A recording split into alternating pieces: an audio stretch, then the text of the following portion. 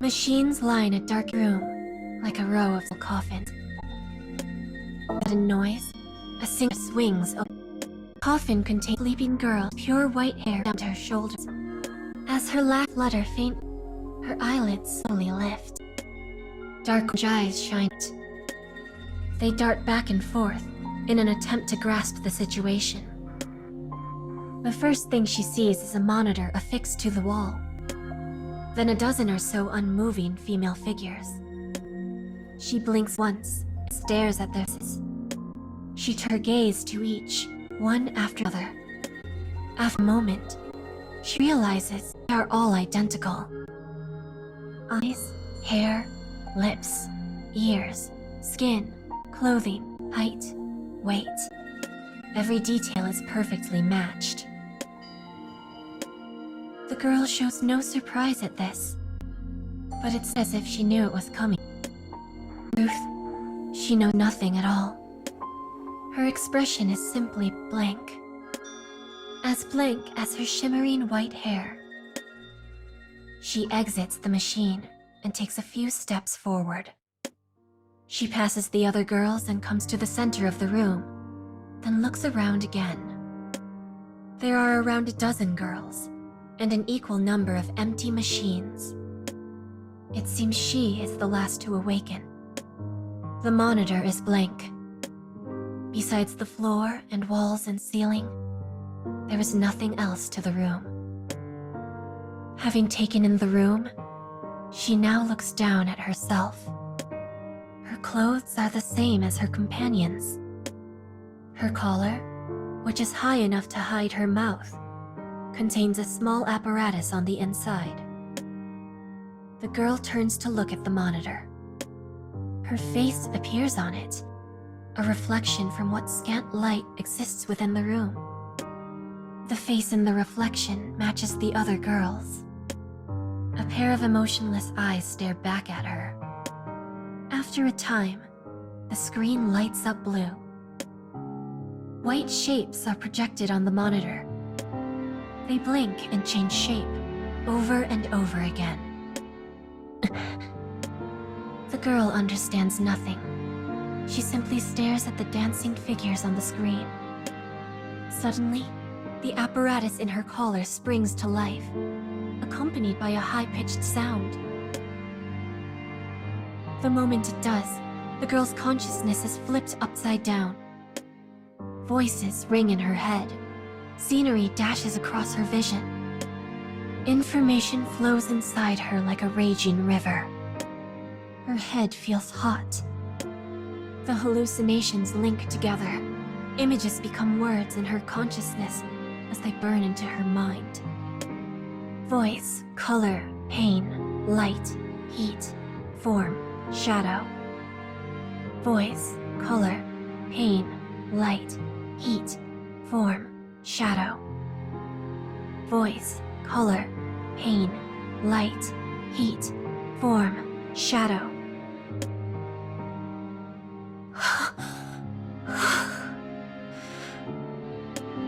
The girl's vision returns. Her breathing remains ragged, her footing unsteady. But now she understands. We are weapons. She brushes aside her sweat-slicked bangs and directs her attention to the monitor. It contains writing in stark white letters. 11th forced memory conferment successful. Weapons built from plants or animals are known as living weapons. In the case of these girls, they are based on a single human. From the time they were born to the moment they woke up, they were implanted with the instincts of a weapon and administered drugs that forcefully caused them to mature. Once they are ready, they will be given the necessary knowledge to function as a weapon and sent into battle. They will never know the meaning of killing or of living. Now a new mission is ready for them. The order appears on the screen. Exterminate the 13 targets. Multiples of an identical voice echo through the room, all saying the same word: yes. Following the description of the operation, target information appears on the screen. There is no sound, merely words and charts that appear on the screen, one after the other, before vanishing again. End briefing, commence operation. With that, the monitor goes dark once more. With the blue light gone, the room is again plunged into shadow. A white light pours in, tearing the gloom apart. A portion of the wall moves, granting a view of the outside world. A black van appears in the light. The girls begin their operation, piling into the vehicle with perfectly synchronized footsteps.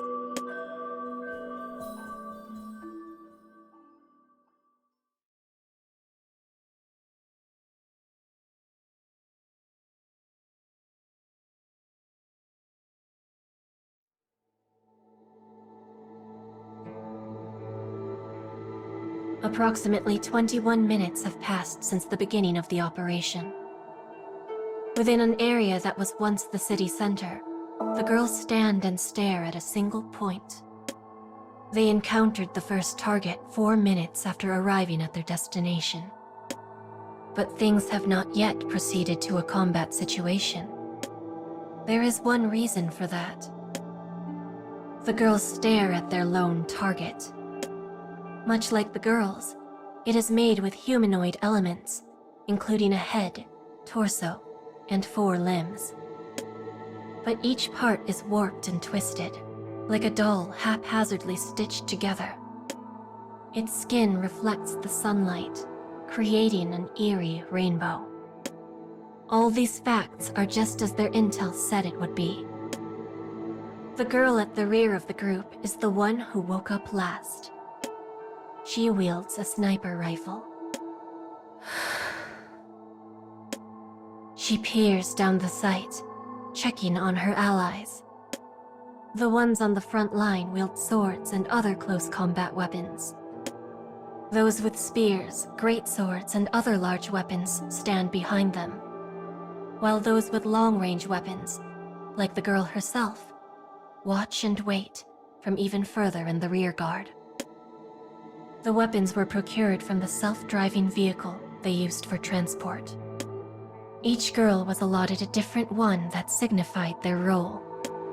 Though they all share the same faces and minds, they soon begin to separate from one another based on the weapon they have been given.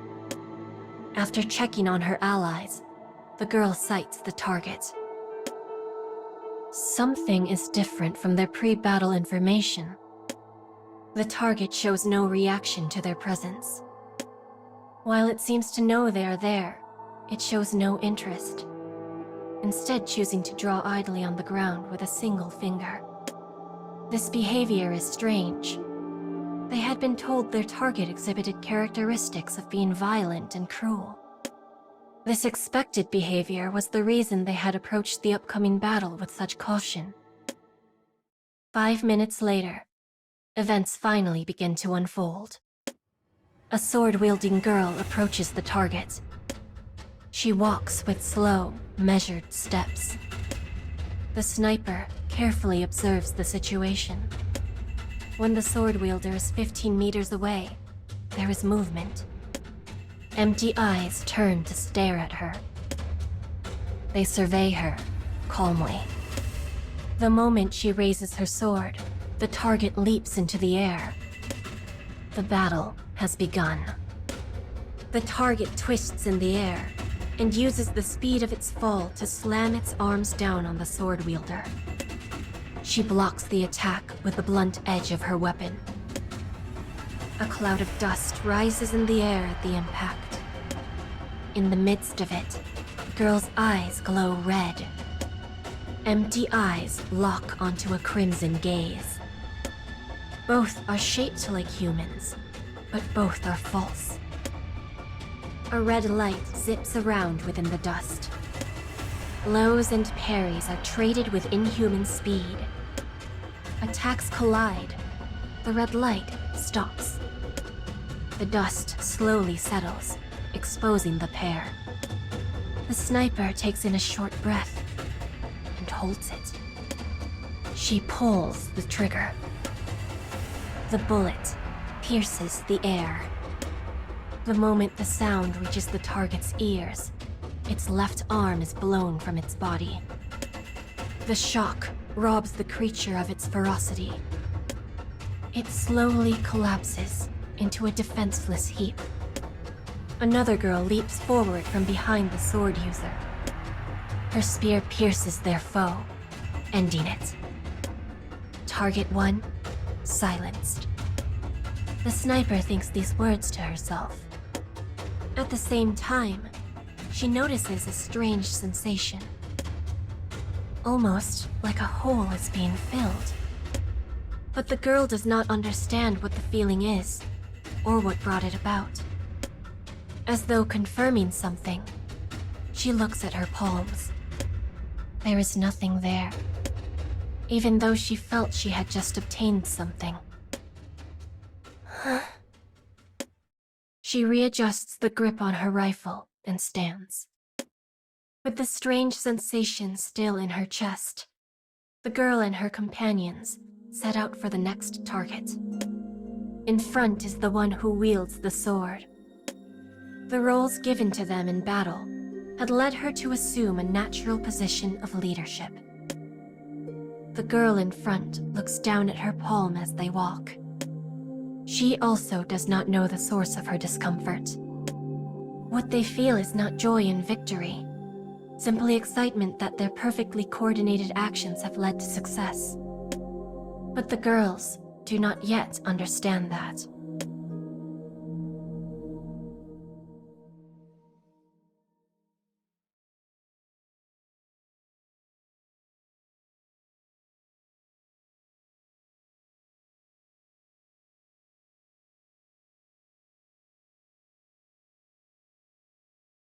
A white shadow dashes across the ruins. The girl runs silently. Ahead, her companions are locked in battle with a mighty foe. If her hurried footsteps make even the slightest sound, the operation will end in failure. Yet, if she slows her pace in hesitation, there would be many casualties. What's the best plan of action? The girl runs.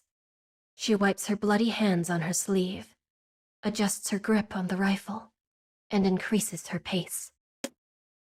They encountered the mighty foe 15 minutes ago. They had just eliminated the 11th target when it happened. Calamity itself rose up above the ruins of a building. It stood nearly 10 meters high. Its body was unnatural, an image of the human form, but forcefully stretched and enlarged, with skin scarred like an old road map. It was a mutant. A being that had somehow gained characteristics which typically did not exist in their kind. This information was shared with them before the battle.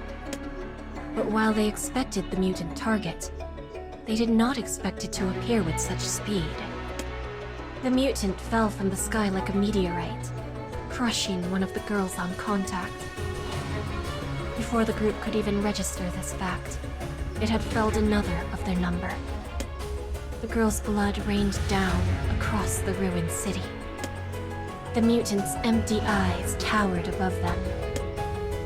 Which brings us to the present. While the group successfully reorganized their formation, the battle has not yet turned in their favor. Dodging the mutant's constant blows, the girls deliver their own. But their blades cannot pierce its thick skin. Their movements begin to slow, exhaustion taking hold as attack after attack comes up empty. But then, the sound of an explosion from behind the target.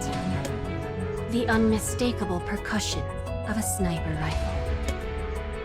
A large bullet pierces the mutant's neck, causing the massive figure to stagger. But it quickly recovers. The bullet's path becomes another scar. As the girl loads another bullet in the chamber, the mutant makes a slow turn to face her. Which is exactly what she wants. The human body is covered with soft muscle and skin that stretches and contracts as it moves. And the larger a body is, the more that muscle and skin is forced to move and contract, and to stretch thin. The scars on the mutant's skin are places that have been damaged from this constant stretching.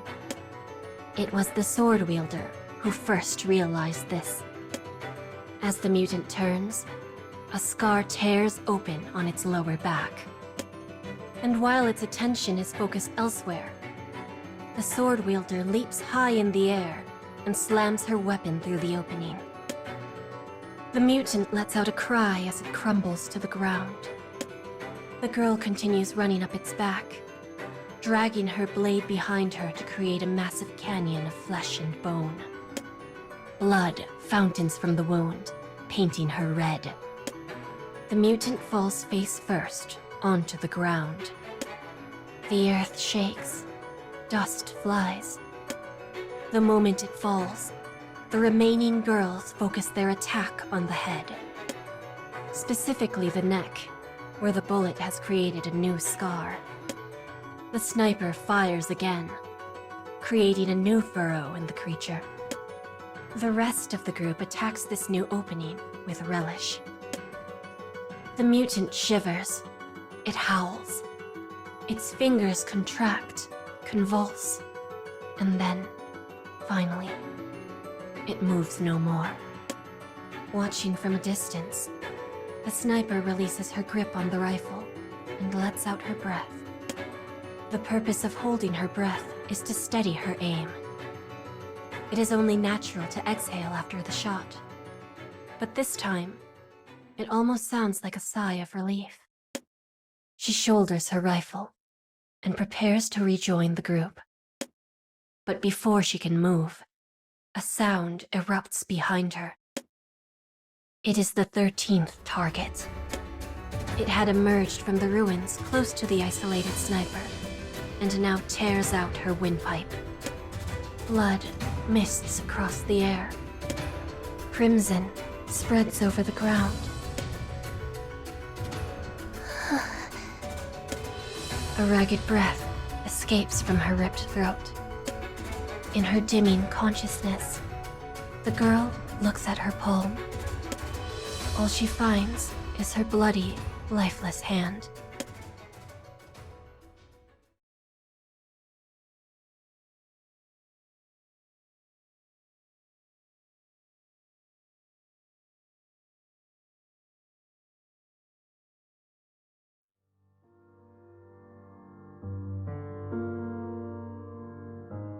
And so, the 13th target falls. With the operation complete, the driverless vehicle returns. The armored machine carries the group back to the place where they first woke up. It is dark in the vehicle, and featureless save for slots to store weapons and handrails along the sides. It is the typical construction for a vehicle that carries weapons. The automobile motors across the wilderness. The girls sit on the floor inside. A full half of them do not make the return trip. The air is filled with a scent of metal and oppressive silence. The weapons on the wall still drip with blood. One of the girls stares at them for no reason in particular.